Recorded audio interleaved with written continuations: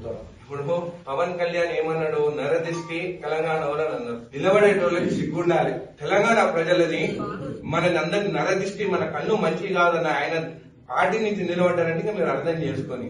అయినా కానీ ఆయన ఒక యాక్టర్. ఈ యాక్టర్స్ ఎట్లుంటారు, ప్రొడ్యూసర్ కోసం వెతుకుతుంటారు.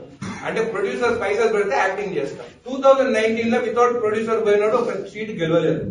దాని తర్వాత 2024 లో ఒక ప్రొడ్యూసర్ చంద్రబాబు నాయుడుని వెతుకున్నాడు, కో ప్రొడ్యూసర్ లోకేష్ ని వెతుకున్నాడు, గెలిచిండు. మళ్ళీ ఇప్పుడు ఏం చేసిండు, అక్కడ అయిపోయింది. మంత్లీ ప్యాకేజ్ స్టార్, 1 స్టార్ అని పేరు తెచ్చుకున్నాడు. ఇప్పుడు నాకు అది సరిపోతలేదు, నా కుటుంబం పెద్దది, ఎట్లా అని చెప్తే ఇప్పుడు కొత్త ప్రొడ్యూసర్ ని వెతుకున్నాడు. ఆయన పేరు మోడీ. ఆ మోడీ ప్రొడక్షన్ లో ఇప్పుడు తెలంగాణకు రావాలని అనుకుంటున్నారు. మళ్ళా ఇది హై బడ్జెట్. కొన్నిసార్లు హై బడ్జెట్ 1000 కోట్లు పెట్టినవి కూడా 50 కోట్లు రావు. సో ఈ హై బడ్జెట్ గెలుస్తారా ఓడిపోతారా అనేది ప్రజలు నిర్ణయించాలి.